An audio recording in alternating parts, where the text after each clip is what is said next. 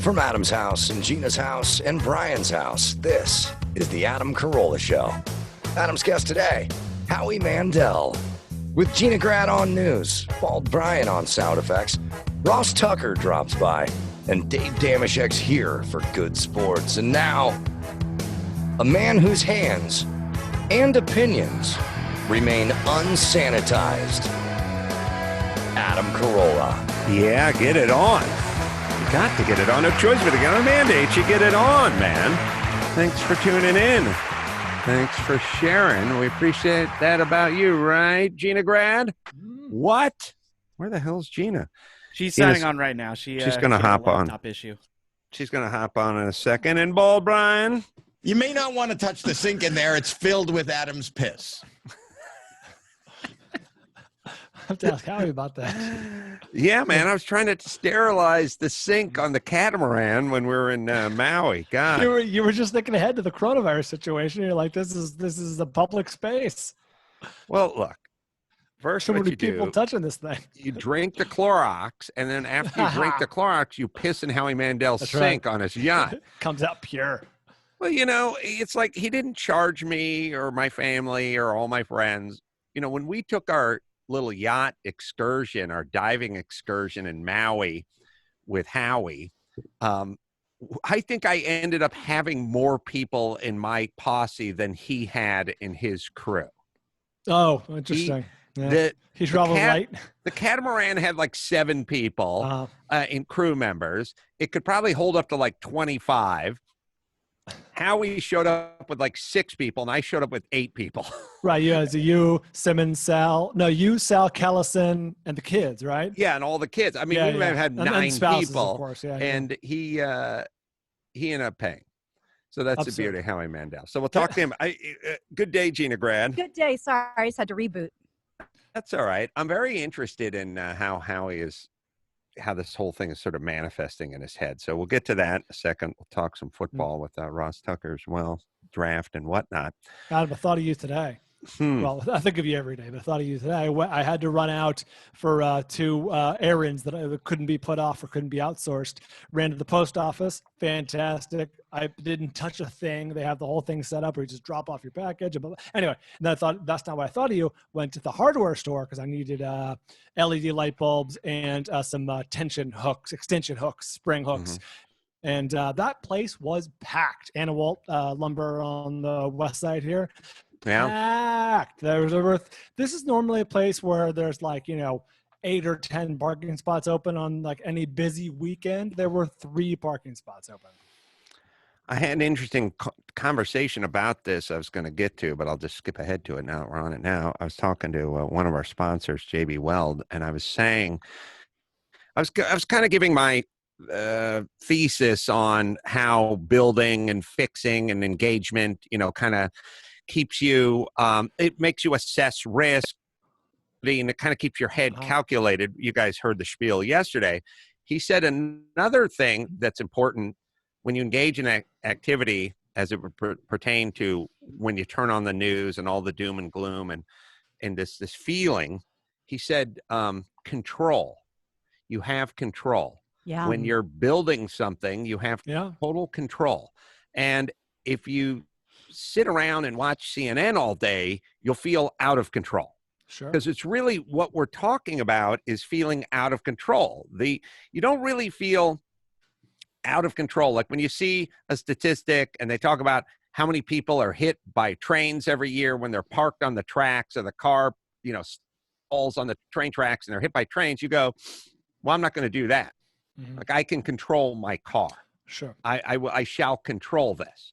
The things we feel out of control about, that's why like terrorism scares the shit out of us. Like, could you imagine being in an airplane and then you hear shots fired in the cabin and next thing you know, you're in a dive, that's the definition of out of control. Anyone can hold their breath and stay underwater for a minute. If someone puts their hand on the back of your head and holds you underwater, you're now out of control and you're now panicking. So think about control versus out of control, and things that are invisible you're I was super out of gonna control. And now, Yeah. and just listen, it's Yep. like, it's invisible. It's an invisible killer. You don't know. Invisible You don't know enemy. who's touched that or what's coming into your Right. house. You don't know that guy just dropped off some packages, whether he has it. Now it's in your house. And so it's an out of control feeling. And when you do what Brian did today, even simple stuff like, I'm going to go get these bulbs and I'm going to replace these bulbs, or I'm going to fix this shelf, or whatever it is,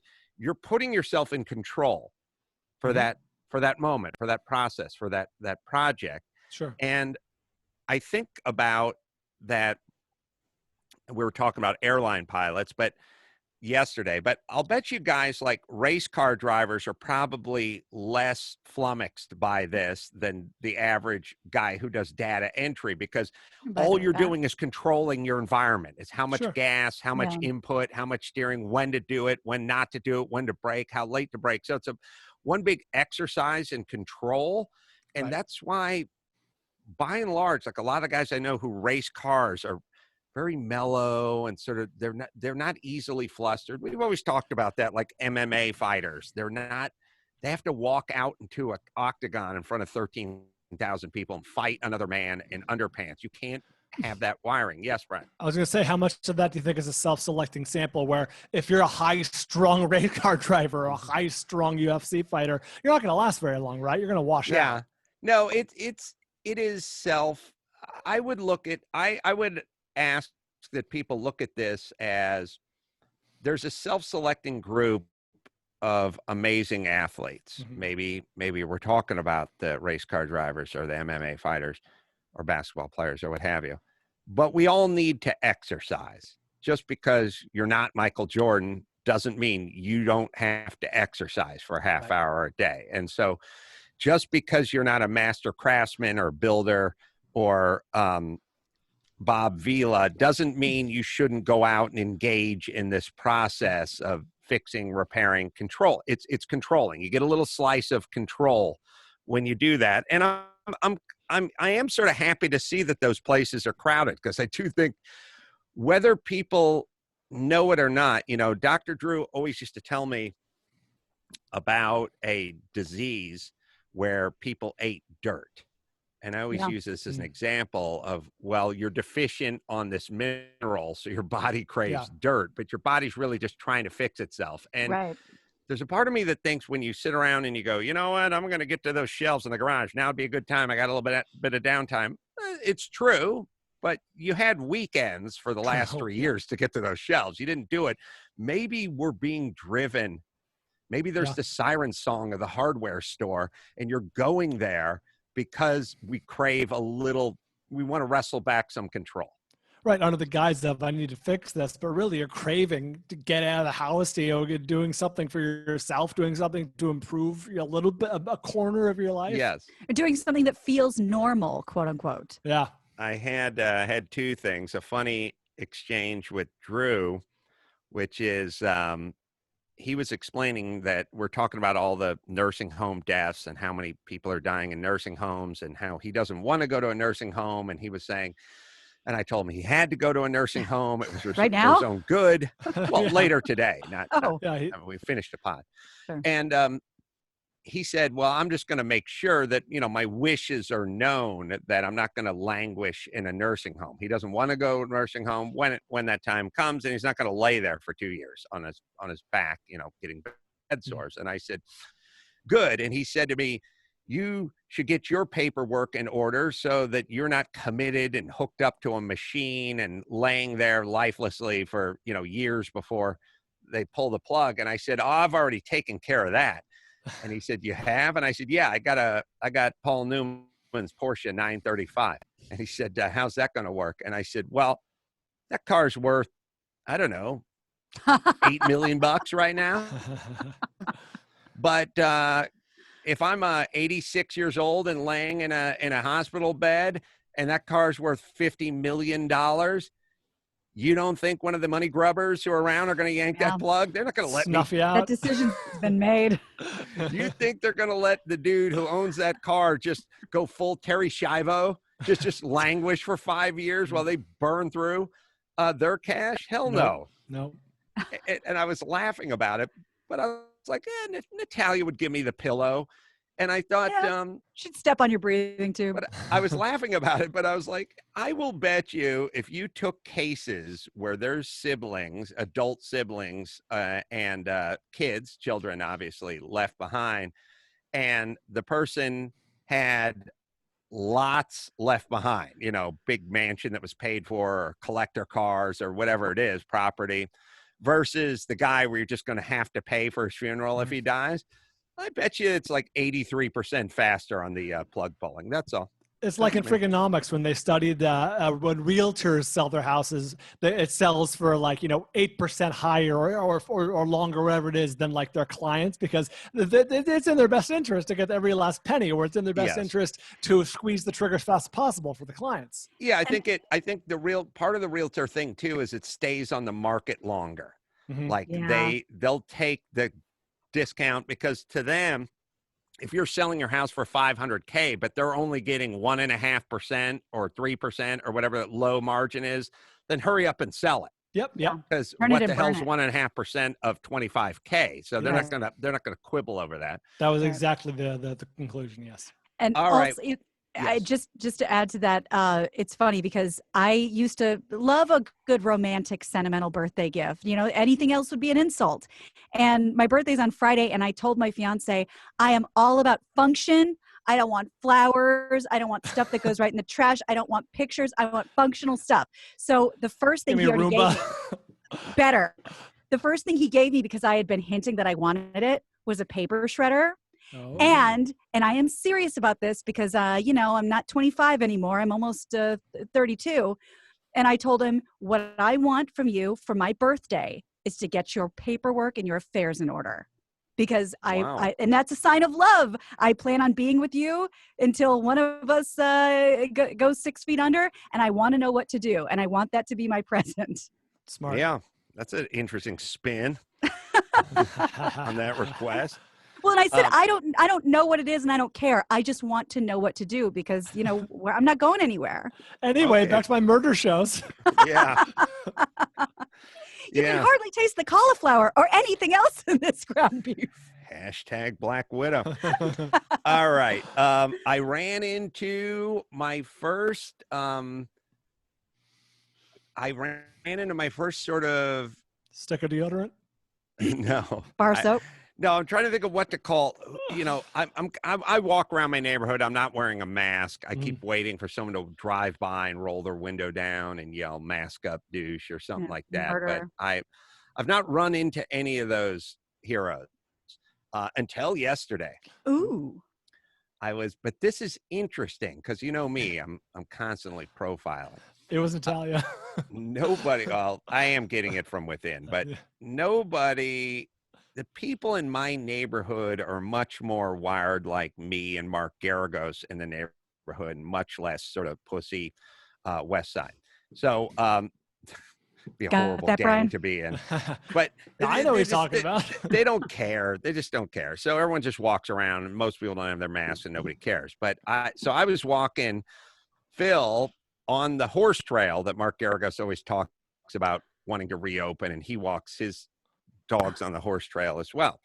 Now I have kind of a in on the horse trail because I don't have to walk through the police tape at the front of the horse trail. I have a gate in the back of my house that just puts me mid horse trail. So I can actually kind of be on the horse trail just by walking out of my property. I don't have to step over anything or ignore any laws. It's a loophole. Nice. So I'm walking, but what happens is they put up the police tape, and then they put the police tape up, and then everyone keeps tearing it down and walking. Their dogs are riding their horses. So I'm walking, Phil. I go from one horse trail ends, you cross a small street, and the other one begins. We kept going, and a car pulled up right there. And there was no reason for the car to stop at the curb where I was standing, like next to the mouth of the horse trail. It wasn't, no one was visiting anybody. There wasn't any cars nearby or driveways nearby. It was clear that the person was sort of stopping at the front of that trail for a reason. So the guy stopped, and he got out. He was probably like 60, 61, dressed as a civilian. And he looked at me and he said, "You going on that horse trail?" And I said, "Yeah." And he said, "You're not supposed to be on that horse trail." And I said, "Yeah. Where's your mask?" He said, he was standing about 30 feet from the car, and he said, "Where's your mask?" Touche. Put your gun down first. Yeah, I but said, still. "I'm not dancing to the tune of the retarded piper, but you evidently are. So where's your mask?" He's like, "It's in my car." It's like, "You shouldn't be leaving that car without your mask." And he's like, Brandish it. you shouldn't be on that horse trail." I said, "Okay." Vigilante. He said, "All right, I'm going to take some pictures." And I said, "What are you taking pictures for?" And he said, "I got to take them back. He works for the city." And the city, first off, I don't know why you need a picture. It's an opening to a horse trail that's like 6 feet wide. They put a piece of plastic police tape over it, and everyone just steps on it and walks past it. So I think we could all visualize that. But anyway, he's got to photograph it and bring it back, and then they're going to have some sort of meeting about it. So he said, Are they going to do a "Have you seen this man" with a picture of you and the dog? Don't take no, shots from to be the thing that was nice is I'm sure if this guy was 23, he would have been up in my grill, but he was like Right. 62 and he wasn't, fully woke. And He's too old so, for this shit. because I said to him, like, "Are you going to take a picture of me?" And he's like, "No, I don't need a picture of you. I just need a picture of the opening of the horse trail with the police tape down." And then I said, "Well, you should take a picture of yourself not wearing a mask as long as we got the camera out." And he was like, he didn't say anything. And then later on, I said, "I guess everyone just keeps stepping over this tape, And he's like, "Yeah, everyone keeps knocking it down and stepping on it." Now, what I didn't tell you is I had Dr. Drew on the phone the entire time. So Drew was going out of his mind. He was laughing his ass off the entire time. And then I got into a little street performance art because Drew was on the phone and I knew he could hear me. So he's like, "Everyone keeps ignoring this tape." And I said, "You should put some of those tank traps the Germans put on the beach in Normandy. That would stop people and their dogs." And he didn't say anything, but Drew was going nuts in my ear the entire time. So it was a funny exchange. And there is no good reason why the horse trail is down behind my house. There's good reasons. I guess crowded soccer fields may be shut down, but it's not a one size fits all. And at some point, you're going to have to make your own decisions, even if the man is telling you something else. Right. And evidently everyone in my neighborhood has made that decision and is going on the horse trail. And I think the moral of the story is the government is control and the man is in control. But if they start giving you things to do that don't seem logical or seem overly like they're getting over their skis, then go ahead and knock the tape down and take a walk. All right, Howie Mandel's going to join us in a minute. Also, we have Ross Tucker on. Hey, Ross, can you hear me? He's coming in right now. Oh, okay. All right, I can filibuster a second. Ross is a former professional football player, played 7 years in the NFL from 01 to 07. Redskins, Cowboys, Bills, Patriots, and Browns. He had a career-ending neck injury with the Redskins preseason. And does commentary on NFL games for Westwood One. And I want to talk to him a little about the season and the draft and all that. Is he on hold or is he He's right here. coming in? He's right muted, here? unfortunately. There we go. Oh, we got him? I don't see him. Ross? Oh, I am here. Hey, everybody. How are you? Hey, Brian. Hey, Ross. Good to talk to you again. Adam, likewise. How's your what was your playing weight? That varied. So my rookie year, you always hear people talk about hitting the rookie wall. So playing in the Ivy League, you only play 10 games. So my rookie year with the Redskins, I started at 308, but I was so unaccustomed to having like full day football all day, every day, that by the end of the year, I was like 285. I couldn't really eat. I was all messed up. So I legitimately hit the rookie wall. And then I had short arms, Adam. So then after that, I realized I needed to be a little bit heavier. So I would typically go into training camp between 320 and 325, although I had a back surgery in Buffalo 3 weeks before my wedding. So I think I might be the only person in the world that can say the heaviest day of their life was their wedding day. I was 337 the day I got married. My wife was 107. So literally the lightest she's ever been that I've known her, because she was stressed out about marrying me. And the heaviest I ever was our wedding day. Sorry, I just had to do some back surgery, 337, honeymoon, sexual position nights math. And I think I have a pretty clear, I'm not going to embarrass you, but I have a pretty clear representation in my head of what position you guys consummated that marriage. Yeah. Ross drew up some X's and O's on the blackboard beforehand to make sure everything went smoothly. What are you at now? I'm very, there seems to be a trend, which is a happy trend, which is guys used to retire from the NFL and go from 300 to 425 pounds. Now I feel like guys are retiring and going from 310 down to 235 and going a fitter direction, at least for the most part. Well, so what I have found, believe it or not, is that usually the linemen like me, not always, but a lot of times, are able to lose the weight. I work pretty hard at it. Like, I work out every day. During the week, at least, I eat pretty healthy. This morning, I was 247. I'm 41 years old, so I decided I'm going to try to live my 40s in the 240s. But what's weird, Adam, is like there's a bunch of like DBs and running backs and receivers that their whole life they were just totally rocked up, chiseled, six-pack. They could eat whatever they wanted. When football's over for them, I go back to these games sometimes. I'm like, who is that? And it's these running backs, and they're like 280, 300 pounds. Like, they got fat because being in crazy shape always came naturally for them. And so now that their metabolism's different and they're not NFL player, they just kind of balloon up. It's funny. A lot of times the linemen weigh less than the running backs. It is kind of true when you see these reunions or they got the team back from the 2007 Super Bowl team. You always are surprised on how much the running backs have put on, but also the running backs sometimes are 5'9", 5'10". They're not 6'5", so they really don't have the frame to put it on. But we'll get past the aesthetic of not only the running backs but the sexual positions of you and Honey Bunny, and we'll move on to the draft, because you're uniquely qualified. Everyone was kind of talking about the draft really because it's all we had on ESPN and the sports. Now we have the Jordan doc, which is fun to watch.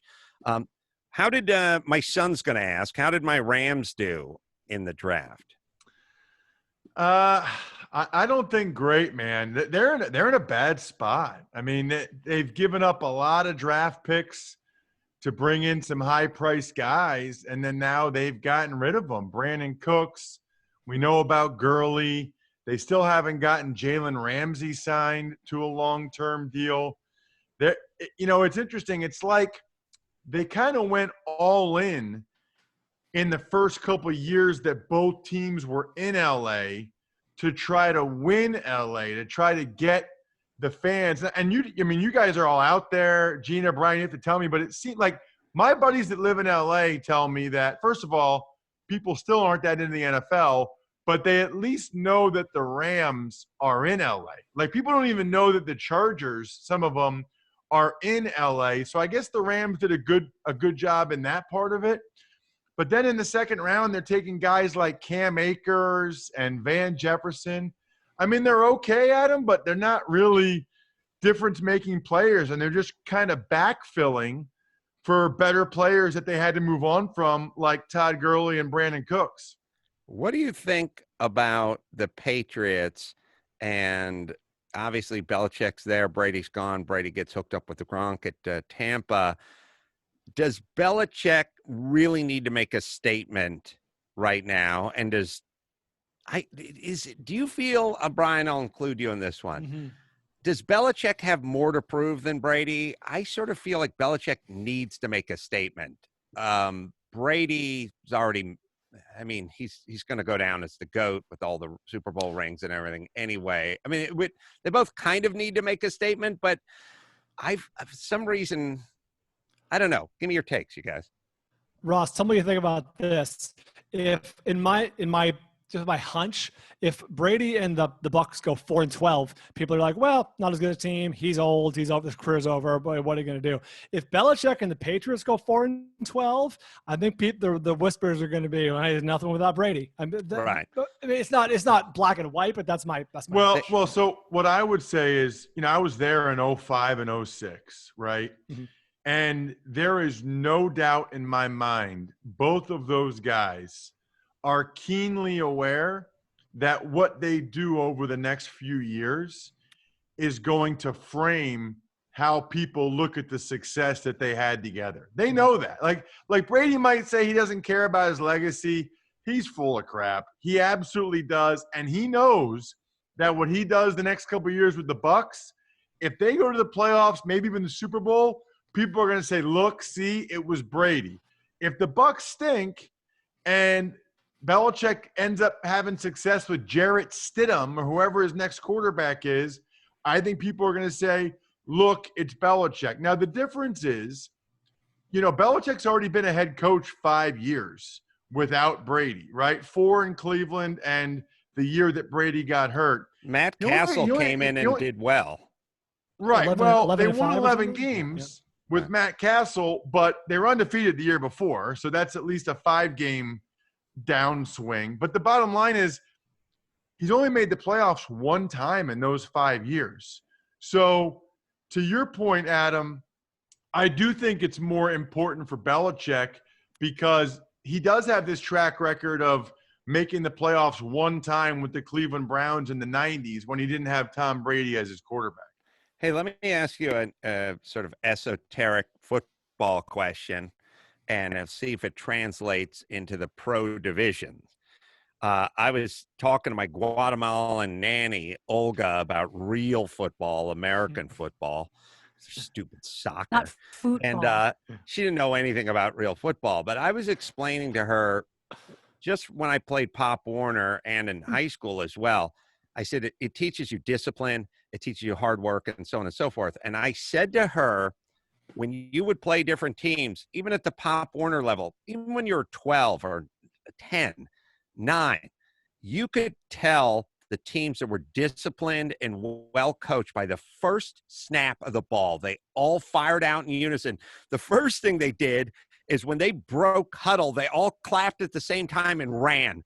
They didn't meander to the line. They all ran, got down, boom. They all fired out. So I could tell by them firing out. First play of the game, just one play.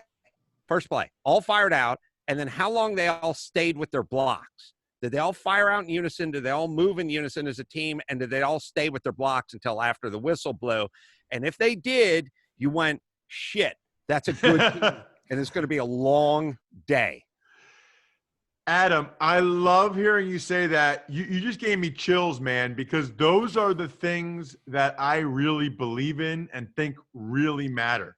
You can tell by how a team breaks the huddle, by how they approach the line of scrimmage, by how they finish their blocks. I'll give you one more.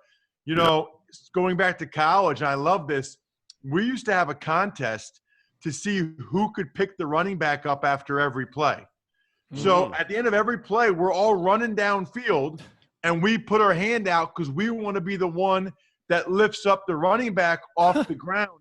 You know how intimidating that is for the defense? Right. They're tired. You're kicking their ass, and there's 3 offensive linemen. We're all running down, helping the guy up. Like, we just couldn't wait to get going. You're exactly right. And please tell your nanny, I have nothing wrong with soccer.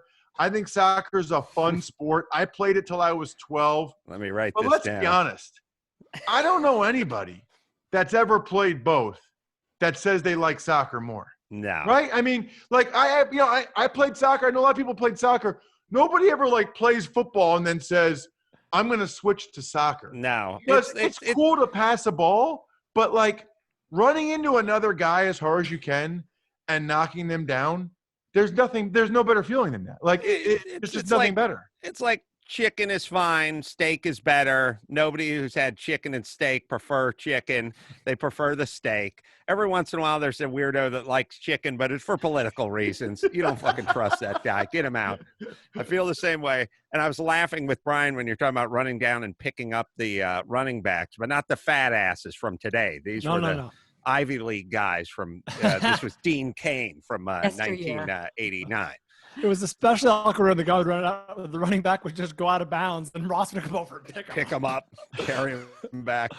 Hey, one last one, Ross. So could you, and you're so right, or wait, I'm so right about clapping the hands and running from the line and everything, but in the NFL, now I could tell the difference between the Burbank Vikings when I played for the East Valley Trojans and the Northridge Knights. I could tell the difference, but we were 12.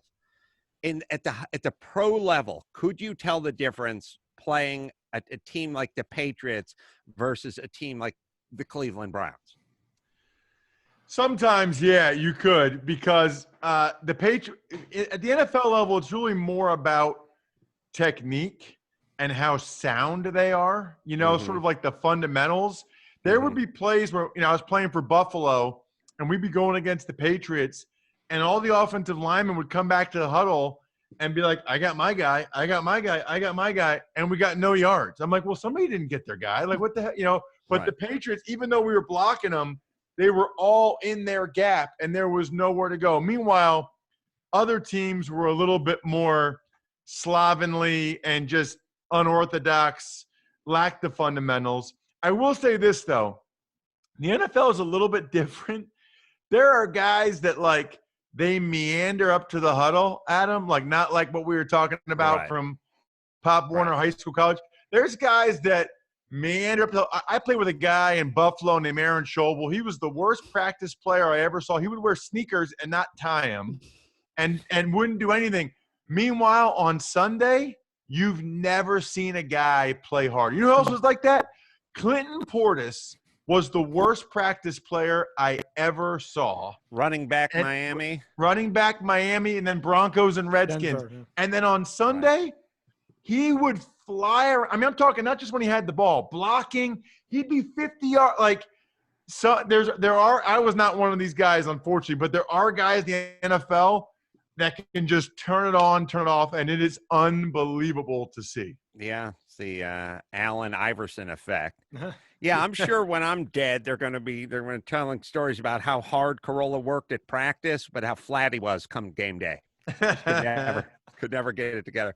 Ross Tucker, everyone, the Ross Tucker Media Podcast is available right now. Never turned it on. You never turned it on. Apple Podcasts, Podcast One, and Spotify as well. Thanks, Ross. Always appreciate it. Yeah, my pleasure. Thank you guys for having me. Take care. Nothing better than a good guy. All right, Howie Mandel is there. He's going to be in 1 second. What do I got here? Oh, Bet Online. That's what I wanted to talk about. Nothing to bet on, right? Wrong. Bet Online's got hundreds of events, games, and props to wager on. They'll bring Vegas to you with their online poker and blackjack 24/7. Miss the NFL? Well, they got daily Madden, NFL 20 simulations to wager on, plus Survivor, Big Brother, American Idol, stocks, even the Nathan's hot dog eating competition as well. I got to tell you, I've been watching some of this virtual racing on TV, and it's pretty satisfying. Like it's not like it's not like watching guys play video games. Yeah. It's like you're kind of there. So lay a little dough down on one of these events. Bet Online, our exclusive partner, Podcast One. You sign up for a free account with promo code Podcast One, and you get a sign-up bonus. Visit betonline.ag. Don't forget, use the promo code Podcast One and get that bonus. All right. The great Howie Mandel is standing by. We'll take a quick break. We'll come right back. We'll talk to Howie right after this. It's time to check Adam's voicemail. In the spirit of DFG, I have a JV or all balls for you. A guy whose name is not Smith, but wants you to call him Smitty. You can leave us a message at 888-634-1744. Howie Mandel is joining us from the safety and sanctity of his own home. Good to talk to you, Howie. It's good to be safe and sanctimonious. He's got a new show. It's a competition show called Sold Out, and we'll get into how that one works in a moment. First off, how are you holding up uniquely with all that's going on? Well, Adam, you've known me for a long time. Some things never change. You know, this is what I've been living for the last 64 years. And a lot of people are calling this like a pandemic or a crisis. I call it, told you. This is just what I've been dreading. Actually, there is, I'll be totally honest. And, my meds are up. I've moved my therapist into a whole new tax bracket for my phone calls. But aside from that, there's something comforting in now having the whole world live as I do. Mm-hmm. It's so fascinating to me that there's public service announcements teaching adults how to wash their hands, right? Which I've been doing forever. I don't think this is, I hope that we take some of the things that are happening to us and take them to the other side. Like, I'm loving being on your show unlike you, I hate driving, Yeah. So the fact that I could be on your show and not drive to you, this is amazing. I'm hermetically sealed, yet I'm everywhere. And don't forget, Dr. Fauci said we should do away completely with shaking hands forever. I said it before Fauci. I did. I've said it on this podcast. That's right. I don't really understand that rule. Like, unless you want to procreate, unless you're dating, why do we need to touch? Well, it's to make sure that somebody doesn't have a knife in their sleeve from the olden days. I think we can do away with it. You do the pat down. Right. But I'm just saying, like, if somebody walks into a room and they go, "Hi, my name's Neil," and then they extend their stinky Petri dish so that you could squeeze their flesh, there's no reason to squeeze anybody else. I'd like to say hi to you from a distance. I'll greet you. And the social distancing, 6 feet is nothing. Child's play. No. I would like to expand it to not only beyond 6 foot, but I'd like it to include eye contact. I want people to stare at their shoes when I'm talking to them. From even further than 6 feet. We'll go out around 12 meters and everyone just stare at the ground and I'll talk. Yeah, and it's a great time we had together. Were you there? I didn't see you, but I'll tell you, it was a terrific time. Add to all this the fact that Howie, you're bald. Haircuts. You shave your own head whenever you want. Your time is now. What does the bald have to do? That cuts 3 seconds off my time. I can get through. I'm much more aerodynamic than the average person. I do cut my own hair. I don't know that this is a style that I need. It's not like I walk into. Look, I just happen to have this right here. It's not like I walk in. I have this giant egg, and I think like ladies walk into a salon with a picture from a magazine. They used to show Jennifer Aniston, and they go, "I want my hair cut like this." I walk in with this egg, and I go, "This is what I'm looking for." Right, but people are lamenting they can't get haircuts. Their hairdresser, their hair's going gray, whatever the coloring. Well, that's the thing that got me. You and I just sail along. I know, but what got me even in Georgia, everybody wants to open up and everybody wants to get back to normal and everybody wants to do this step by step. The Georgia governor who said, "Listen, we're not going to open everything, just salons, massage parlors, and nail places. And if that works out, maybe we'll have al fresco dining outside in a restaurant." I'm trying to figure out the logic here. Well, I'm all for sort of opening things up in a responsible way, but tattoo parlors, bowling alleys, if there's anything, well, at least there's some exercise involved with bowling. And you're sort of away from each other. If there's anything you really, you're all touching the same public ball. I'm not going to defend it. I'm saying there's community, there's movement, there's exercise. Maybe it's a mental thing. Who knows? But I'm saying tattoos. If there's anything you can put off, it's a tattoo. If there's anything you can put off, it's a haircut. And don't take that from a bald guy, but I'm saying nobody needs a haircut. Yes, nobody they needs do. their nails done, but they do need food. So why don't you open up a restaurant and allow, there are so many other things that can be opened up. There's just, I'm beside myself. I agree. Open the restaurants. But here's the thing, and I was thinking about this today, and I was trying to think of like, what are some of the positive side effects or residues that are left behind after this? And I realized restaurant configuration. I go out to restaurants. I go out with my male friends. They have a couple of beers. They talk very loud. And when they set us at those tables that are right next to the nice, quiet Asian couple, I know they hear every word I'm saying. You have to shimmy between the tables. Yeah, Right. The banquettes. It's the worst. It's the worst. So everyone obviously wants a corner booth where they can make as much noise as they want. But now if they take all those tables and they pull them 6 foot apart, which they should have been that way in the first place, then you're not banging elbows with the judgmental, nosy neighbor who, for some reason, do you guys ever have this where there's that couple that's sitting next to you and your wife and you've been talking the whole time? Oh, God, let me tell you what's wrong with the Jews. And then at some point you want to turn to that couple who's been there for 28 minutes and you want to go, would you fucking guys talk about something? You guys have to talk. You can't just sit there and look at each other and listen to everything I'm saying. No talking. Well, you know what? There's 2 sides to that story. I love eavesdropping. I love that. If there's a couple having a fight or there's turmoil at 2 tables away and I'm sitting there with my wife or even a friend, I'm always going, shh, listen to that. Listen to what? Listen to the redhead to the side. I'm telling you, they're breaking up. This is amazing. Just shh, and let's listen. So I'll miss that. Can I tell you guys, possibly the most satisfying discussion I've had at a restaurant where a third party entered the conversation. I was sitting at a very crowded Manhattan eatery, upscale and trendy and everything. I was sitting with Daniel Kellison, Danny Two Sheets, and I think his wife at the time. We were sitting there. I'd broken up with somebody and I was explaining that, you know what, I'm going to put the down payment on a condo and she can make the payments. And Daniel kept going, you buy that condo outright, you give it to her. And I said, first off, no. But secondly, I like people to have skin in the game. I don't want to feel like it's some sort of parting gift or something like that. Howie's phone's gone a little south. But so what I'm saying is I said, I'm going to make the down payment.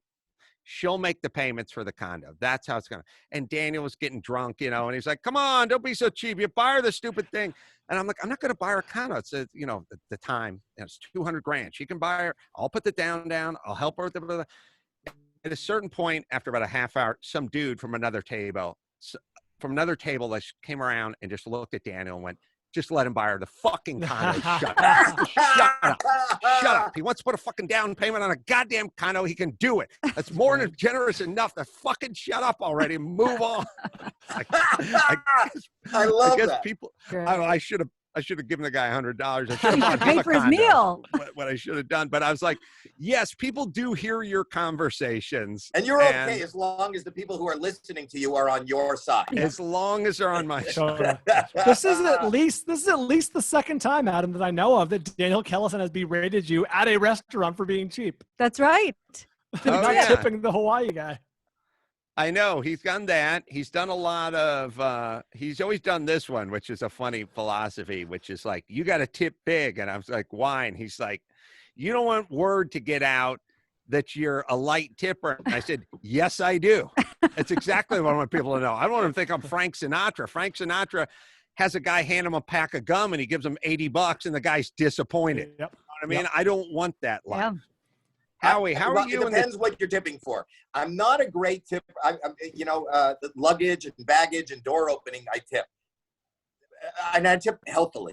But I go crazy in restaurants only because I don't want somebody to spit in my food. Mm-hmm. You know, it's the germ thing. So the hierarchy of tips depends on the atmosphere I'm in and what I want out of it.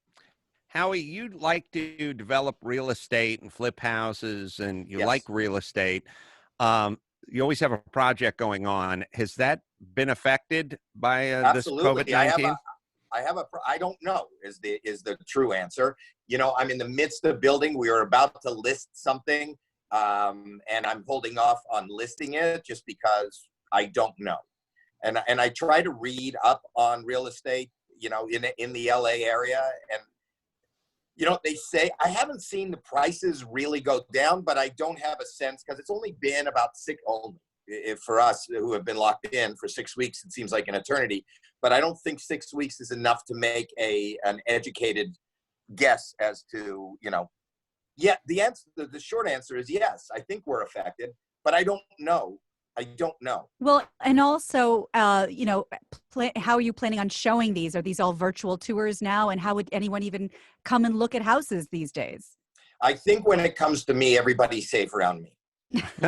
So, I'll show anybody through the house. I looked at a condo with my daughter, and the realtor's just standing there with the mask and the gloves on, and then they open the door and you put on your mask and your gloves, and they sort of step back, and then I rub my scrotum sack on all the railings, and then we say thank you. We load up on Toll House cookies and orange juice, and then we leave. The image of just you and your daughter in the house while you're rubbing your scrotum on the handrail. It's not even the most disgusting part is the fact that I'm not a weirdo. It's usually when she's looking at the balcony or checking out the Jack and Jill bathroom. She turns around, not again. So Howie, let's talk about your competition show Sold Out. Well, I'll tell you what it is. I'll tell you what it is. Before, I like technology, and that's something that we'll take out of the other side of this. Like even the fact that we're doing, when we started doing this podcast today, it's very funny. It reminded me, as your guy was telling you, about anybody who's calling their parents on Zoom or on FaceTime. And I heard them before you saw me, I heard him yelling, Adam, just press the video button. No, go over. No, pan to the screen. No, Adam, just pan. That's like everybody on the social media. But I love the idea of this technology. And even before this happened, I was partnering with a company called Talk Shop Live. You should go check it out on. And what Talk Shop Live is, they came up with this technology where anybody can have their own home shopping network. So you download this app, it plays on whatever platform you're on, even your Instagram or whatever.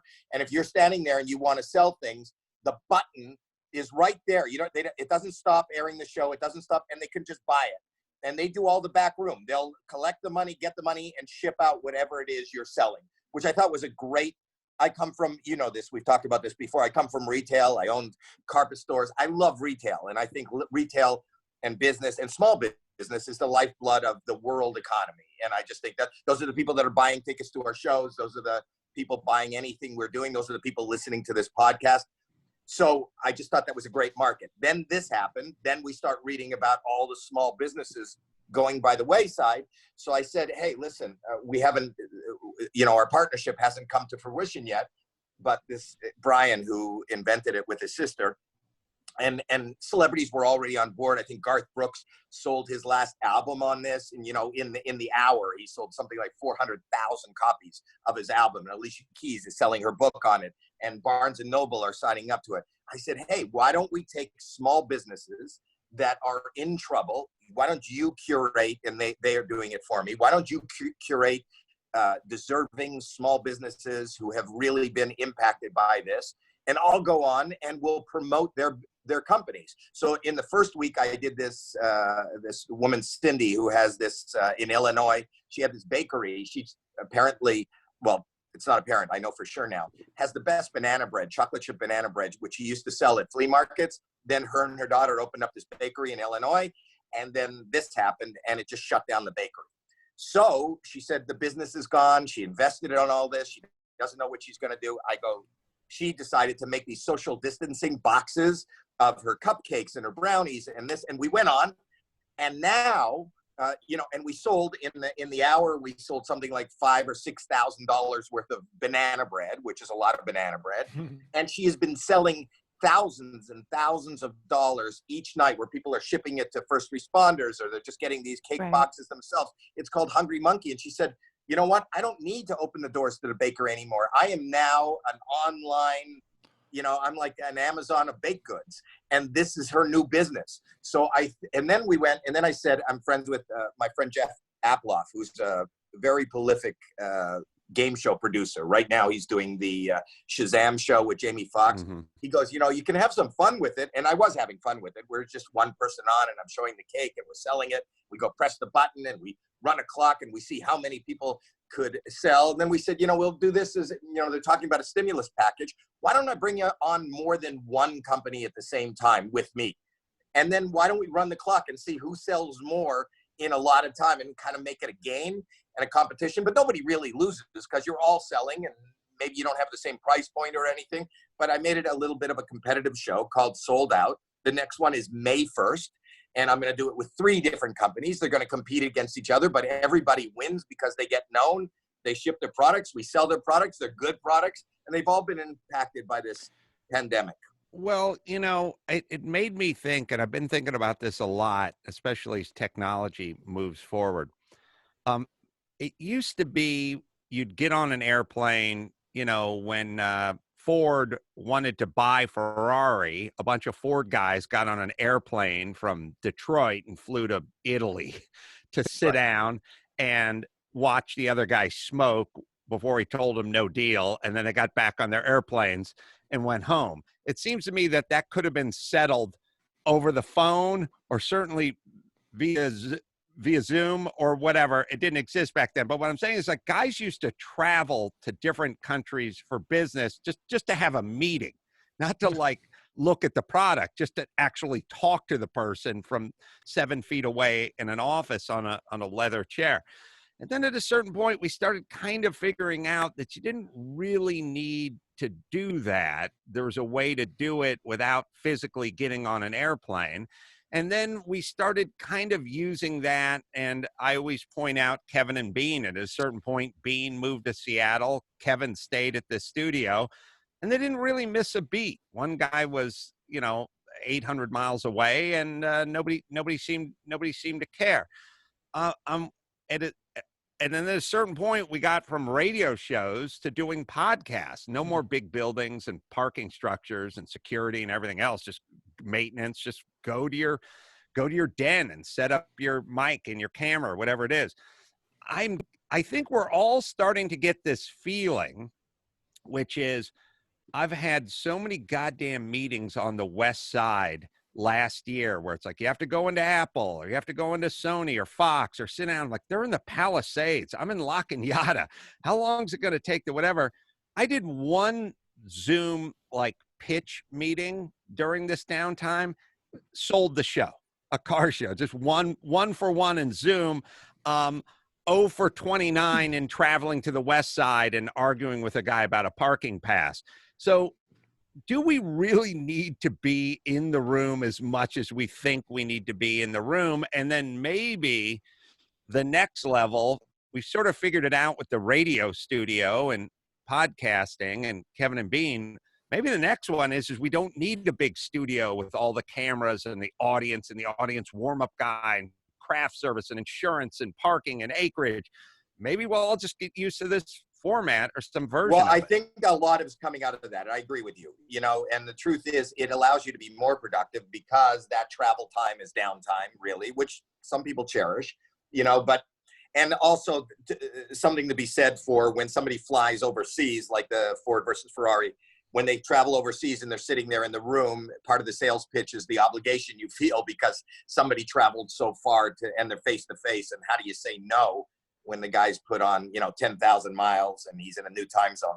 That being said, that, you know, versus the accessibility that we have to do more pitches. I also have sold shows, and I've also sold in this pandemic, and I've also sold shows that can be operated kind of like we're operating this podcast right now. You don't need to be there. You don't need the space. You don't need, and you can do things virtually the same. You know, we've watched, you know, even the NFL draft done this way. And there was something exciting about seeing everybody in their own homes and Roger Goodall in his home. And I kind of liked it just because we're used to all the big shiny floor overproduced television that we're used to. Yeah. This is kind of, and there's a reason why television and those kind of formats have been losing audiences for years and years and years, and YouTube and all these other platforms have been growing, is because we want authenticity. We want to see people where they are. We want to see people the way they look. And that's what the audience wants now. And there's no better authenticity than being able to broadcast from wherever you are. And whether that's just a pitch or we're actually doing a podcast or a television show, I think this works. No, I agree. And yeah, you don't need to smell the other person. You can just hear what they have to say. Hey, you know, you're preaching to the I choir. know. The truth is, you're the one who always said, I would be on your show as many times as possible. And you're the one who made me drive all the way out there to your warehouse. There's no reason. And I would imagine that anybody who's listening to this podcast right now doesn't think this one is any worse for wear than the last appearance I made on your show. And I was in person, and this is just good. In fact, I'm actually more comfortable because I just used my own bathroom. I ate my own food. I didn't have a snack, and I didn't spend the half hour on the freeway. Yeah, I would eat my own food and then use my own bathroom, but that's just me. I think you flip the order a little bit. So I use my bathroom to eat in, not for what you think. There's also a challenge, which I kind of like. It's kind of like SNL.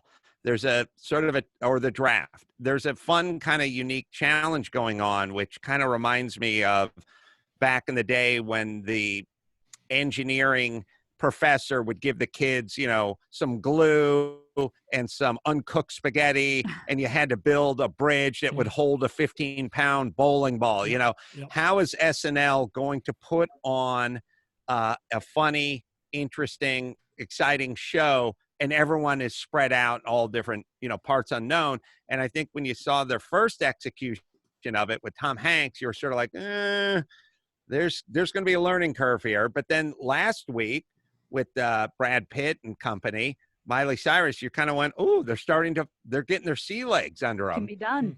And I believe that, you know, and it's not my saying, but necessity is the mother of invention. You know, it forces you, you know, we all get comfort is not really a good thing when it comes to moving your life forward, even though we all kind of try to achieve comfort, but no pain, no gain.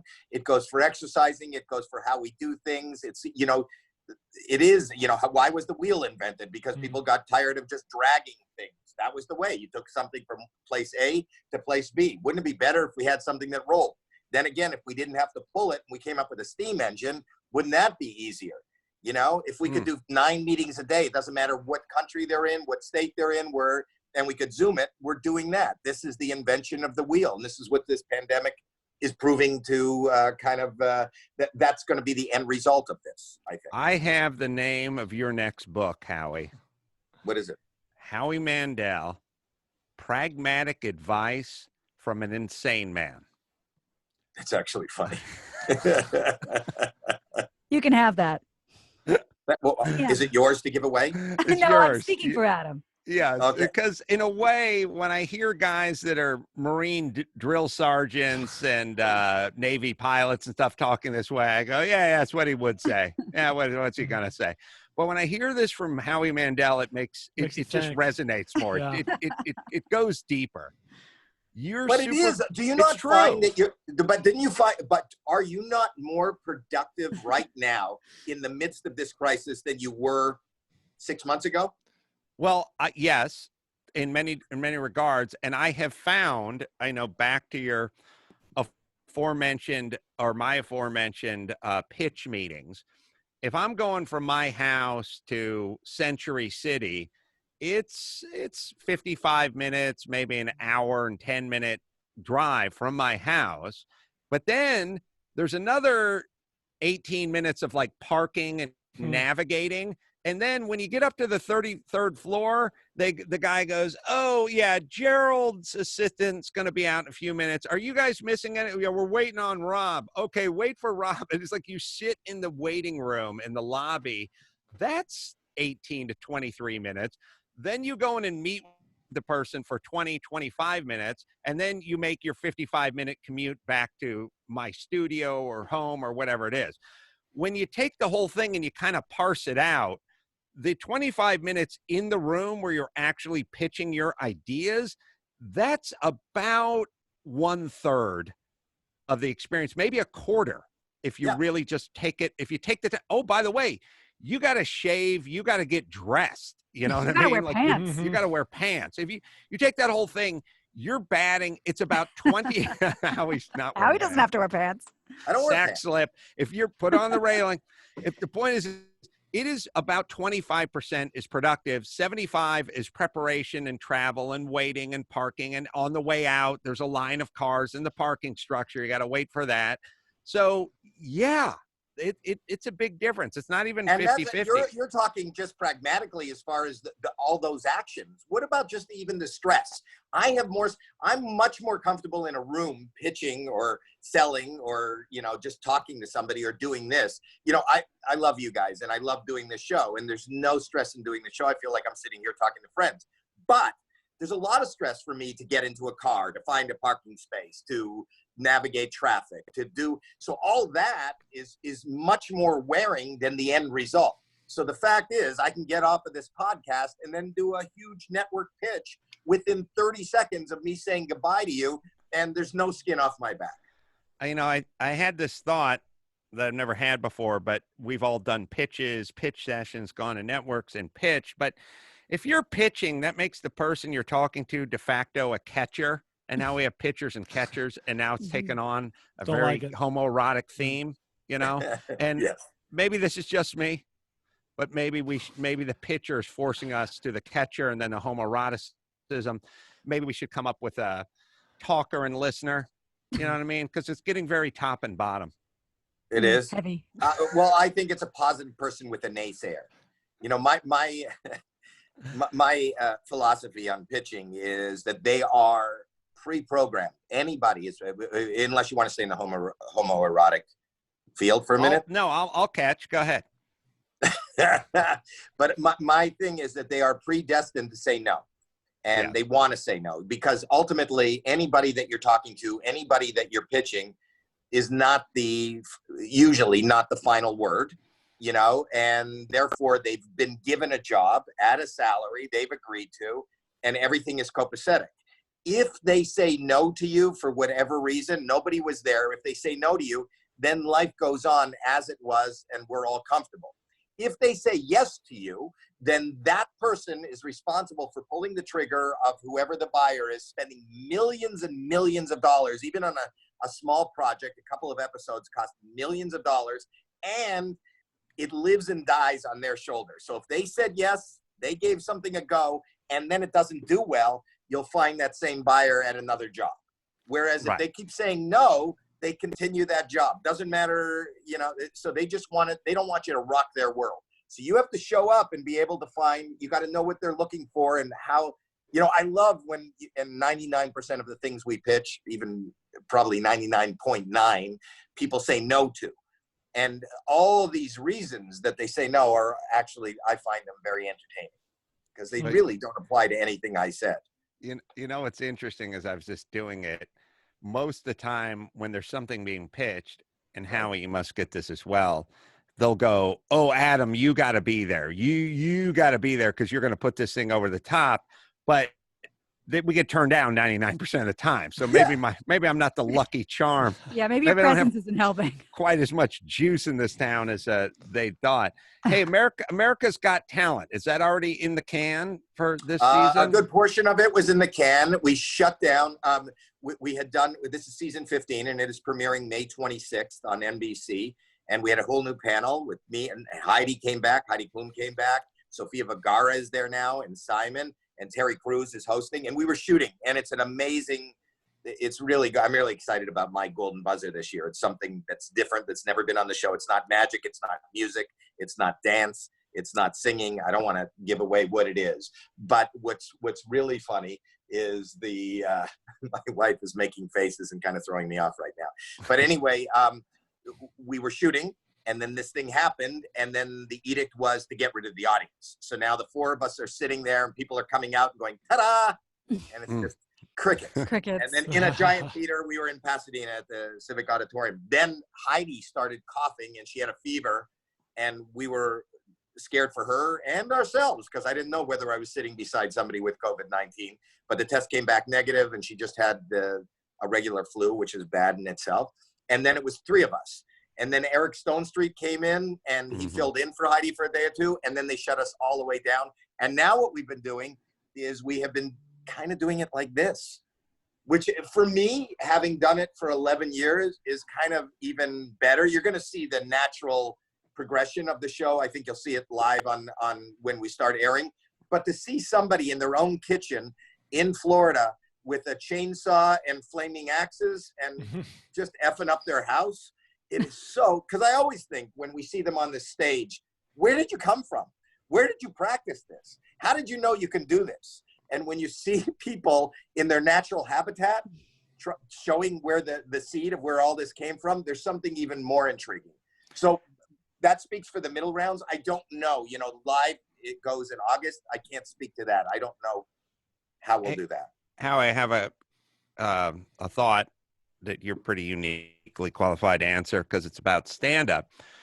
But I realize it probably doesn't affect you as much because of your stand-up style, which is largely improvised. Right. I do a fair amount of that.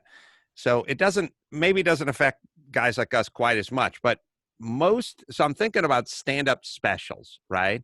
So obviously there hasn't been a stand-up special shot in the last, 7 weeks or whatever it is. There's not going to be a stand-up special shot in the next 7 weeks because we're going to have to get theaters and put people together and clubs and everything else. But then I was also thinking about the fact that no comedian is going to be down for 3 or 4 months and then go out and shoot a stand-up special. They'll completely have lost their fastball. Most comedians talk about needing to perform every night. When they're going into their stand-up special, they're performing 3-4 spots a night. It's like a fighter, an MMA fighter going to camp. You know what I mean? Right. Could you imagine walking into the octagon after just being sedentary for 4 months and having a fight? So not only, in my theory, are we going to be backed up a number of months physically not shooting them, but everything's going to get kicked back months after that because everyone's going to need to get back on their feet and work out the material. Thoughts, Howie Mandel? But you're also assuming that in months it's going to be the same. I wonder if things will remain the same, and even in a comedy club.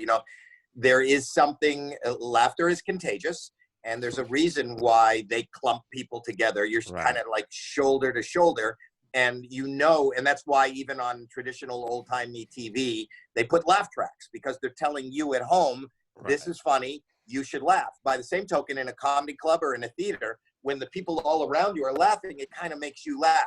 If you separate them because of social distancing, if you can't have as many tables, that's good for your eavesdropping scenario in restaurants, but not great for comedy. It's going to sound different. It's going to be different. It's going to change the timing. I'm wondering, the only good thing that'll come out of this for comedy is I think that the political correctness is taking a back seat to personal survival.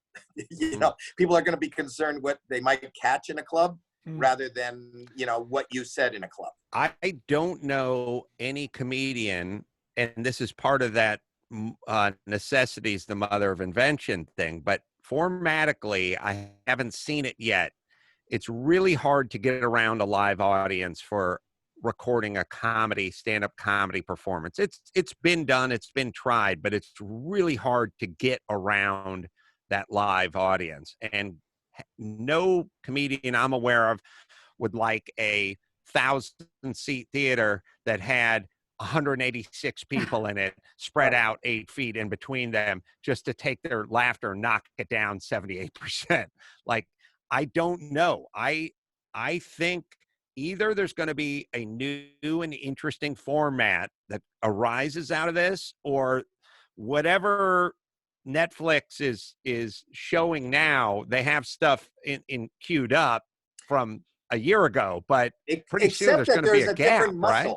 But there's a different muscle now, what I'm noticing. And I think your buddy and a guy I love, Jimmy Kimmel, is doing it best now. And I think you'd be really good at it too. You guys that come from radio and come from, these podcasts, this world, you're used to working in somewhat of a vacuum without that live audience and being, and you keep that timing. And when I watch Jimmy even do his monologue from his house, he's able to, so maybe we'll just get used to hearing and enjoying humor without the laugh track. And that's what I'm thinking. And that's what we have to kind of adhere to. I'm not used to it. And it would be hard for me to finish a sentence where I was really going for a laugh and not hear anything. But I'm noticing the people who come from radio, come from that kind of broadcasting, have the ability, whereas I notice some of my other friends who, like me, come from that joy of a live audience, that at the end of every, nugget that they put out there, there's kind of an awkwardness and kind of a discomfort, which kind of plays and kind of overrides everything that they said and would override everything that I said previously. So I think part of what we're talking about on the other side of this, besides the technology, just like music has changed, throughout the years, I think our comedy is going to change.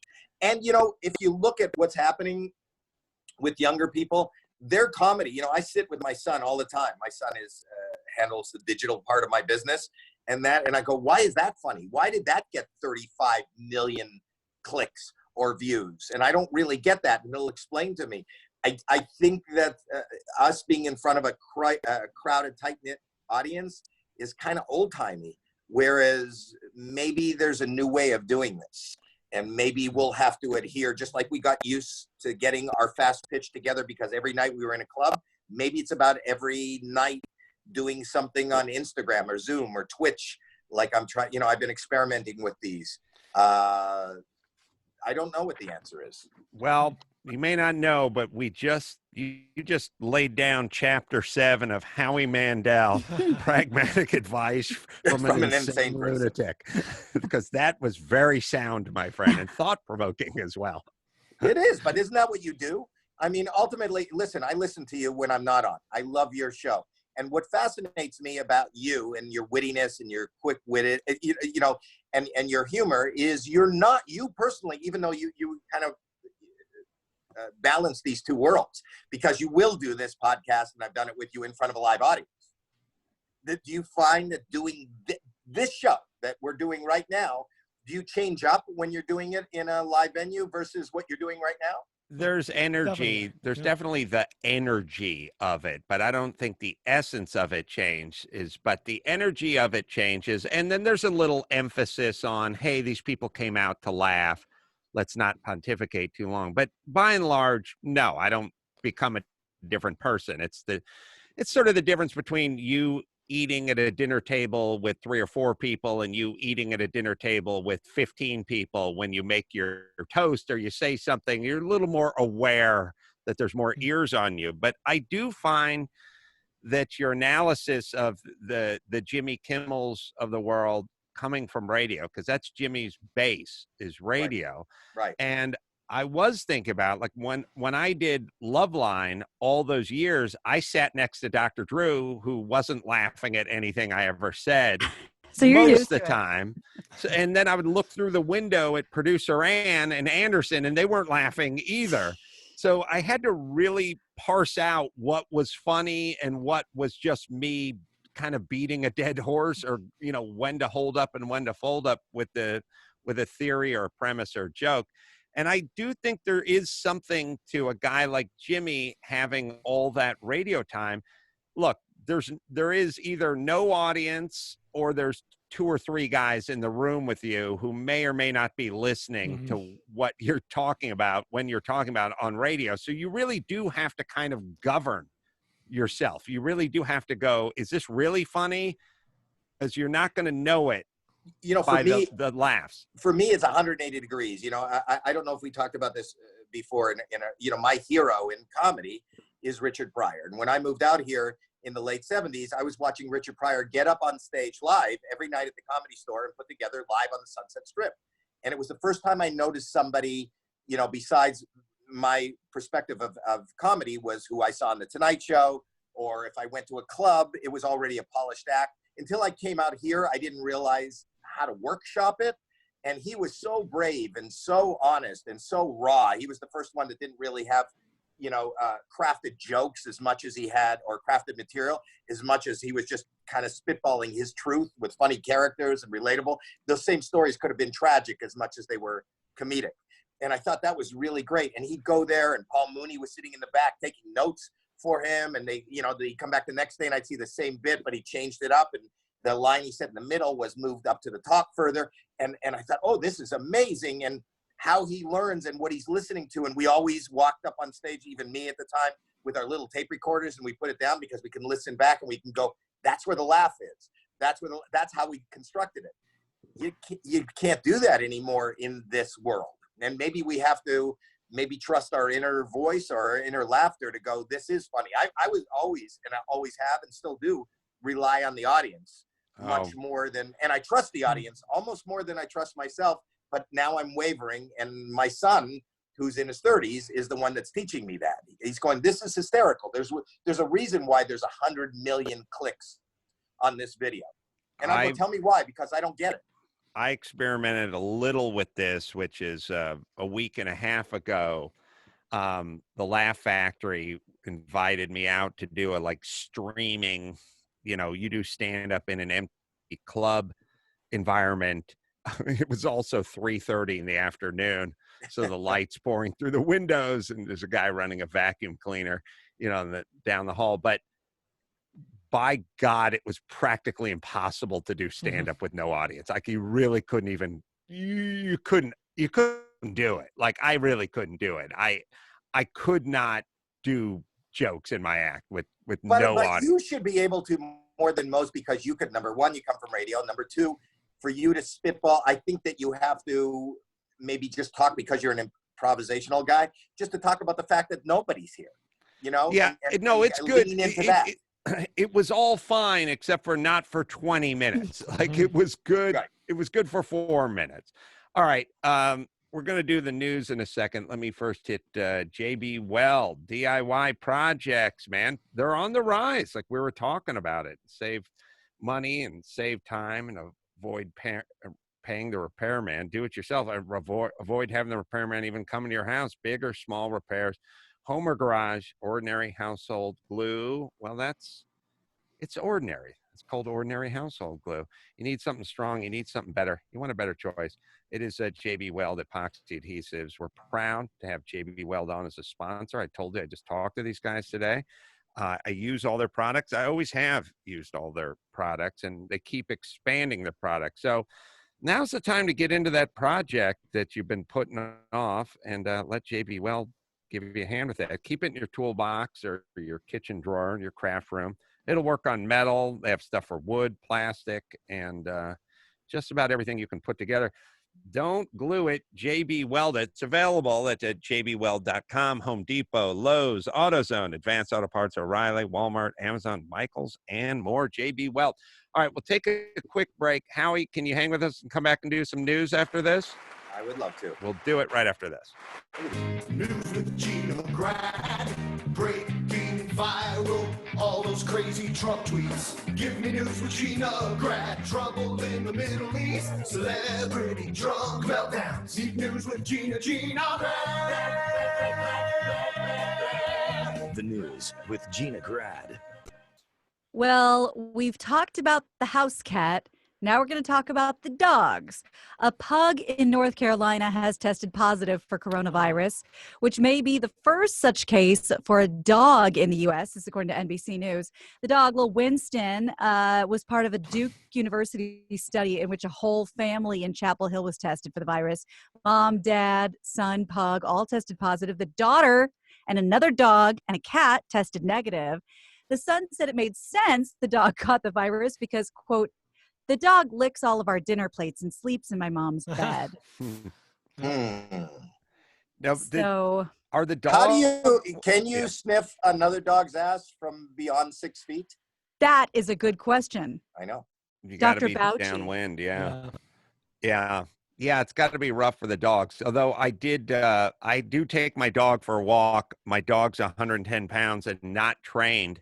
And if I run across anyone else who has a big dog who's not trained, they go at each other just to have fun. And there's really not much I or the thin woman can do who's trying to wrangle her dog. And they just go into basically it's a standing 69 position. It's a kind of a it's a 69 yin yang. Yes. It's kind of a side. It's kind of a side mount 69. Right. And it always gets really uncomfortable because it always starts cool. It starts face to face. And look at her. She loves her. She needs a little friend. And then there was always a discussion. We used to have a lab. How old is that lab? Blah, blah, blah. And then at some point it goes into full inhaling of each other's assholes, and then it gets weird with you and the couple who are Then- walking the You dog. just Then you it gets just weird. described every second date on Tinder. See, without an audience, I came up with that. Please That's hold right. for the laugh. I know that people at home are still guffawing. I would imagine that if a dog gets COVID-19, does it have the same symptoms as us? Do you know that? Well- Does it lose its sense of smell and taste? They asked about that with this pug, and they said that, you know, pugs have a weird way of breathing and sneezing and everything because their little faces are all mashed together. But she said he stopped eating and he sounded like he was wheezing. So there was a difference in the way the dog behaved.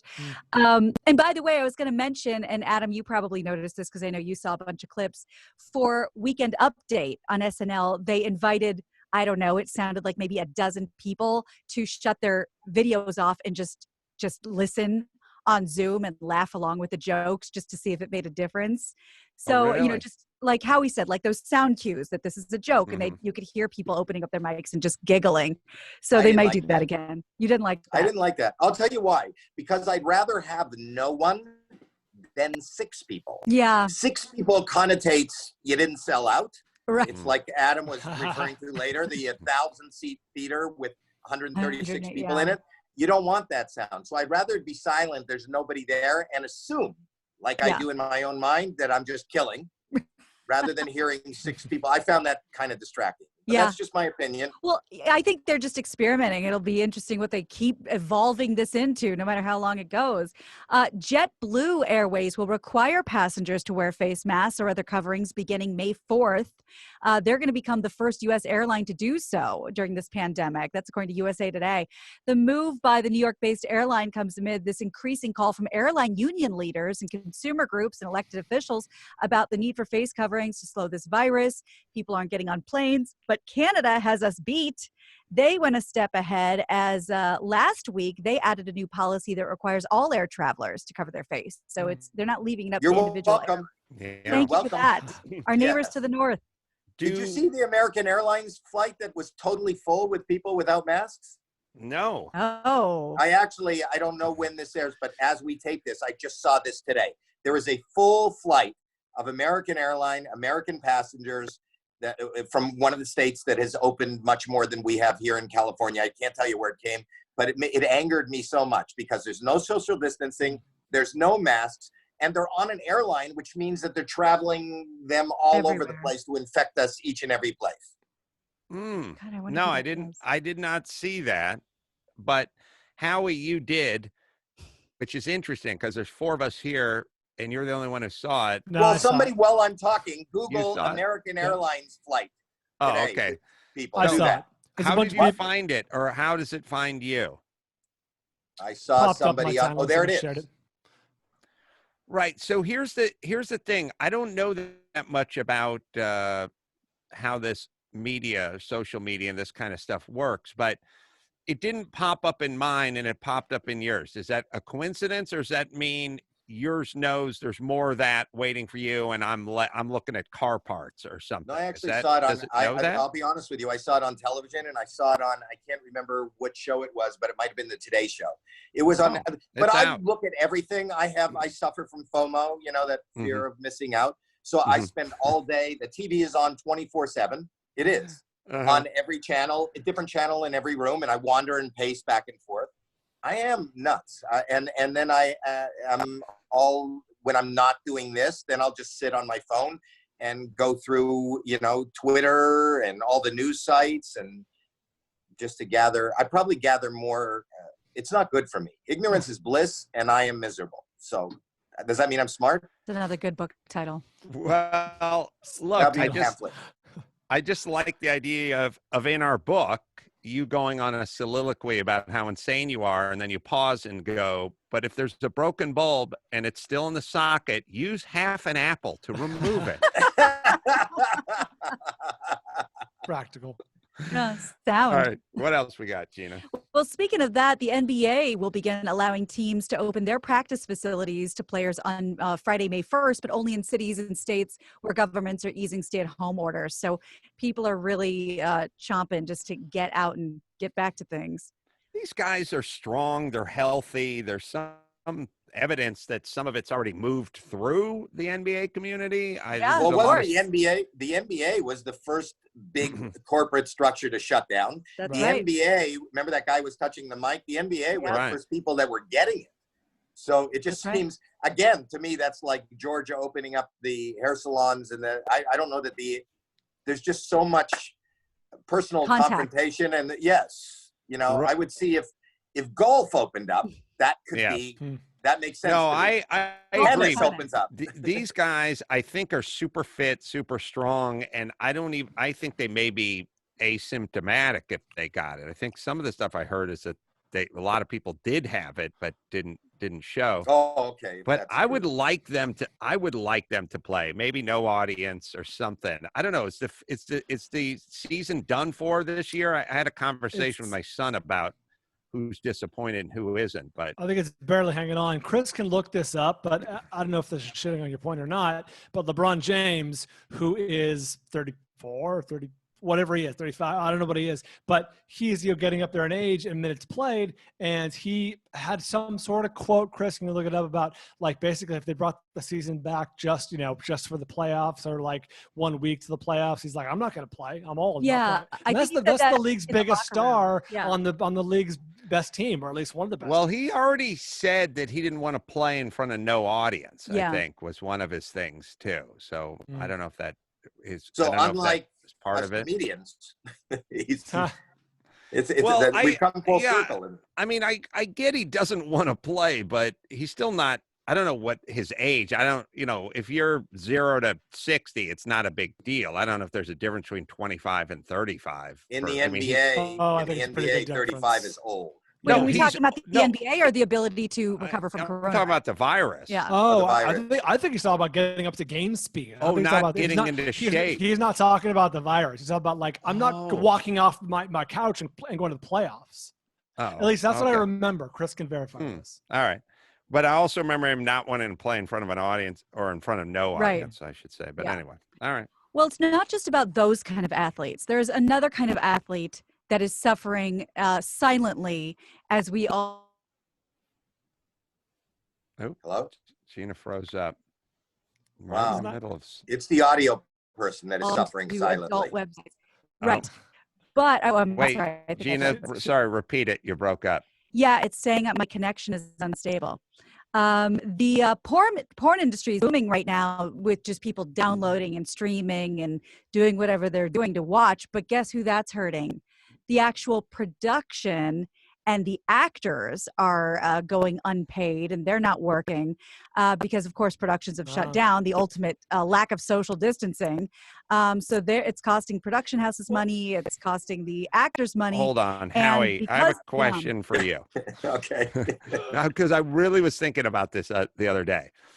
There are guys out there who cannot pee in front of other guys, or Right. next to other guys. They cannot go into a ballpark and go into a public restroom and stand next to a urinal while another guy's urinating. Right. And as a matter of fact, there's a lot of those guys out there. Mm. Like it's much higher than you would think. And when you bring it up, someone will raise their hand and go, yeah, I got the same thing. Like, I can't do it if a dude's standing next to me. Right. Do you think there is such a thing as a male porn star who can operate in the porn world, no problemo, but has that problem when he goes into a public bathroom to urinate? Meaning he can take his big dong out and dump a load on anyone's forehead in front of guys holding boom mics and cameras and makeup people and gaffers. But if he goes into a bathroom of a TGI Fridays and another dude is standing next to him, he can't take a whiz. Well, the answer, my guess, and I haven't done a survey, is no. I mean, I would imagine they could piss, they could shit, they can do, and it doesn't matter where they are. I'm one of those people. It's not about standing next to me. It's about talking to me. If you're talking to me, if you're standing at the next urinal, first of all, I don't go in the urinals anymore because I go into the voting booth because I don't want to be talked to. Right. But people do. Do you find that you're a known entity? If you're in a public restroom and somebody comes, first of all, that isn't social distance. From one urinal to another, we're like shoulder to shoulder. And do people open up conversations with you? And if they do, can you pee? You know, anyone who works at the studio can answer that. What I'm Ace man, nice balls. What I'm best known for, well, not best known for, but probably most respected for, is when we did a man show episode, we'd pull out the Wheel of Destiny, and somebody would come out from the audience and spin the Wheel of Destiny. And the Wheel of Destiny had equal parts great and equal parts horrific. So they had get a sponge bath from a juggie would be a good thing, or win a canoe full of pornography would be a good thing. But on the other side, it would have do a bong load of Adam's pubes, or Adam pees on your wallet. And it landed on Adam pees on your wallet. And I remember it well because the guy was a pilot and he had his pilot's license. He had a big thick wallet. He had pictures of his kids and stuff in it. And they just wheeled out a urinal on casters. You know, they didn't hook it up or anything. They just wheeled it out, turned it around. And I threw his wallet in the toilet in the urinal. And I just turned my back to the audience and just whipped it out and started whizzing all over his wallet, which was fine with me. And I think we handed it back to him with tongs. But after the show, everyone kept coming up to me going, "Hey man, you're my hero." And I was like, why? Because I couldn't pee in front of all those people. I know you are. You just told me a story that is so unbelievable and so amazing, and it should be at the Guinness Book of World Records. Not only did you pee in front of an entire, not a one person, an entire audience watching you talk about, that's actually peer pressure. But the point, but the fact that you were able to pee and focus on peeing, but not only focus on peeing, to this day, you remember every element of that wallet. His pilot's license, the kids' pictures. That is what is amazing about this story. I remember, we all know the guy with the fat wallet, like the unusually fat wallet. It was more prevalent in 2001 than it is now before all the plastic, but he was a fat wallet guy. And I do very clearly remember the pictures of the kids and the pilot's license. I was gonna douse it all. And I probably wouldn't remember it, except for people kept coming up to me saying what a hero I was for peeing on this guy's wallet in real time. Chris, is that on the internet somewhere?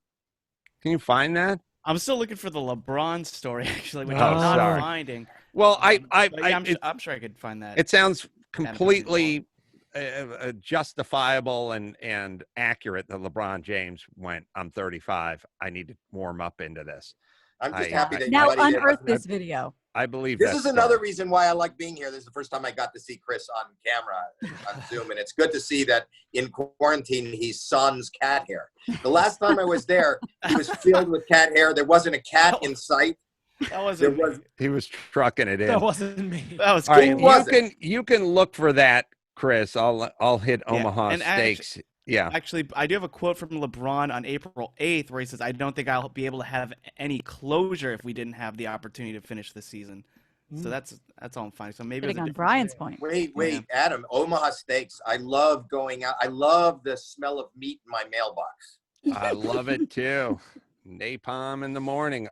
They deliver the world's best steaks, a huge variety of family favorites and you don't have to leave the home. I just made, Olga made me some beautiful mushroom burgers the other day. I had the steak last night and it is so good. I think it's a steak with the chimichurri sauce she made last night. Anyway, the recipes are on their website and Olga just pulled it right off of that. Right now, they got a limited time stock up sale just for my listeners. Go to omahasteaks.com, enter Adam into the search bar and unlock unique savings just for my listeners.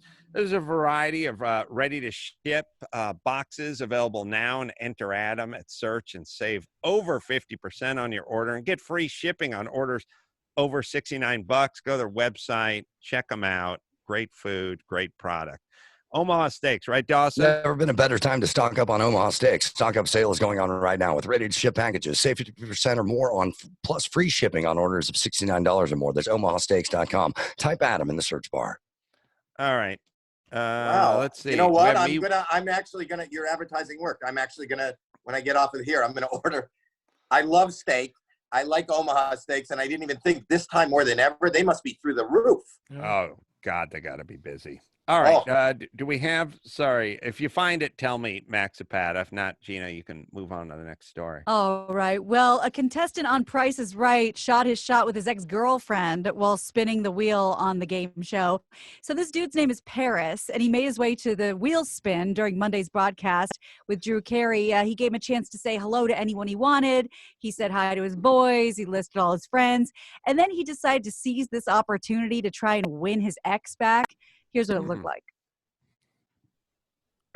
Going again. That's what Good luck. Here we go. Another 50 would be great. Let's get another 50. And hi to my ex-girlfriend. I still love you. And let's give it another shot. Woo! Oh, God bless you. 90. Good spin. She's gotta love you now. You just spun a 90 on the wheel. So people are now kind of curious about this guy and what happened with the ex. So he's been on Twitter, and his people asking, well, did you get back together? And he wrote, and I quote, "Thanks. She doesn't want to see me, but I think it's just 'cause of the Rona. We'll keep you posted." That's good. This guy seems super unattractive and super animated. Like not unattractive Winning combo. visually, but I feel like I'd get poked in the eye if I went on a date with him. Like his Yeah, a bit of a arms whirling are dervish. flailing. Yes, Yeah. yes. You know Yeah. who would hate this guy? Cats. Cats would hate this guy. Yeah, unpredictable. Unpredictable. Howie, do you have cats? Do you have dogs? What do you have in the pet We have department? dogs. I don't have any cats. I have dogs. We've had cats in the past. My kids and my wife are allergic to cats, but we have dogs. I love that this guy is so. He thinks. I love his self-esteem. Mm-hmm. He thinks like we could see it in a second why she's not here, but he's right. It's the pandemic. If it wasn't the pandemic, she would be back. Together. I know that. Yeah, I love that's right. So Felicity Huffman's oldest daughter is apparently smarter than her mother thought she was. Last year, of course, the actress pleaded guilty to paying $15,000 to have her teen's SATs answers fixed. But Sophia Macy, who allegedly had no idea about the scheme, has retaken the test and gotten into Carnegie Mellon. Huffman served the 11 days behind bars for her part in the college admission scandal, but the kid got into a good school anyway, so maybe it was all for nothing. She get it? Did she pay for it, or did she get a scholarship? Yeah, she's on the rowing team. Right. Yeah. I'm trying to think of. I don't care at all about this case. It's kind of interesting when shitty things happen to successful people, and you get to kind of Schadenfreude it. But other than the Schadenfreude part of this, we really shouldn't care that much. And there are people who are definitely animated about these stories. Oh, sure. And that's I think the juxtaposition, because with the Lori Loughlin case, the daughters ended up, I think, both dropping out of college. And now over here, not only did they not drop out, she retook the test on her own and did very well and got into essentially an Ivy League school. Lori Loughlin's kids, or at least one of them, was like making $1 million a year off like Instagram YouTube or something, and right? YouTube, And all that yeah. Olivia stuff. Jade. Like, I don't know. I feel like Howie, your son's got the entrepreneurial spirit. I know he was shooting rap videos in your Malibu mansion and without your consent back in the day. I apologize. Yeah, you were across the street. Yeah, no, I'm not a proponent of this is going to further education. I believe in education, but I believe in educating yourself. Unless you, this is my thought, but unless you want to chase a specific skill, like if you you talked earlier about engineering, or you want to go into science or medicine, or those are the reasons. And I think that's kind of a narrow road to further education. I think everything else is kind of a waste of money and a waste of, and a way of procrastinating moving your life forward because you're just a student. That being said, I'm somebody who doesn't have a GED, but I'm really curious. and I read a lot, and I have interests, and I'm doing okay. You know, I have a daughter that's got a PhD. I got another daughter that's got a master's, and I have my son who also went to college. But I'm just saying that I don't know how, we're putting too much emphasis on this badge of honor. I agree. And, you know, people, they make this argument where you go, hey, you want to study cultural studies or art or humanities or creative writing or something like that. Like, what do you need to go to college for that? And we all agree on the sciences and stuff like that. But what do you need? And then they'll always come up with plan B. It's like, what about the experience? What about socializing? What about interacting? Well, I'm not suggesting they drop out of college and move into a refrigerator box and I feed them fucking plain oatmeal. I'm saying join the military, go to work, be an intern, go to a construction site. You don't think you're interacting with people when you go into a workplace or you go into a construction site? It's like you are interacting all the time when you go. And I would argue interacting in maybe a more meaningful way when you're working for some high-powered whatever, or interning, or, you know, or maybe not interning, but working, starting out at a firm or something. Like, you go over and you get a job over at Mark Garrigas's place in downtown, that's interaction. You're going to learn a lot. Or you you join the military, or you walk on a construction site. Like, you will, or you're an apprentice under whomever, whatever. There's plenty of interaction. And that's also what you're suggesting is real life. And the point is, again, you're procrastinating not only a career, but you're procrastinating real life. And what happens is a lot of these young people who go to these colleges and there are a lot of really good places, but I think they're incredibly overpriced and incredibly overrated, and an incredible waste of time, because I think that a lot of these courses, because of money, you know, it becomes a 4-year course, which possibly can be learned by anybody with half a sense of intelligence, could probably learn everything that they learned in 2 years instead of 4 years, but they got to be billed for 4 years. So there's really a waste of time and money. And then the pedigree that is given to somebody who goes to Carnegie Mellon or Harvard or Yale, you know, even in our business. Let's see if we can do a real world test. Howie Mandel, what's your net worth? I'm just gonna guess between 50 and 75 million bucks. Gina, Bald, you two peons, what do I pay you guys again? It's a fraction of that. Okay. Small, very sliver. Well, I think I think the eyes have it, right, Howie? Yeah, you know, yes. In answering that question, yes. But it's not only the value of the money. It's the value of, like, get out there and go to the world. You know, I'm a proponent of 4th grade. Everything that I use in my life and in my business and in my time, I had by 4th grade. By the time you learn to read, you need to learn to read. You need to and comprehend. You need to learn to write so that you can communicate, at least know how to spell, but you got spell check. You don't need that. You learn how to tell time, and you learn adding, subtracting, multiplying, and dividing, which is everything needed for finance. And I think that the biggest problem in this world is we all overthink. And that's why we don't do things. I think thinking is a bad thing. I think thinking is overrated, but though I haven't given it any thought. That'll be the name of chapter 9. I was going to say, you're writing this book in live time. Yes. Max Zapata, you have the clip of me urinating on the pilot's wallet? Oh, my gosh. Here it is. Wow, that's some spin.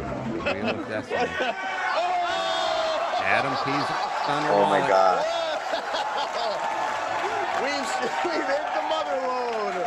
Hold on. Oh, yeah, we had the urinal set up. This is, Oh, my God. This is actually your wallet, not a prop. Oh, that's nice. Who's that? Is that your daughter? That's you. Oh. What is that? That's my niece. That's your niece? Okay, and is that your nephew? Yep.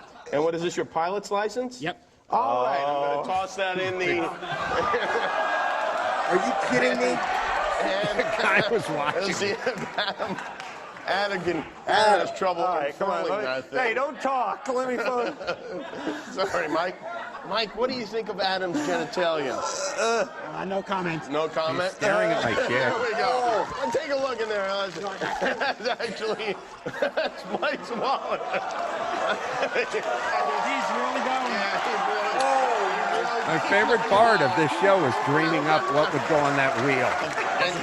I'd like to make number 2 on your birth certificate if you happen to have it. I don't have it with me, sorry.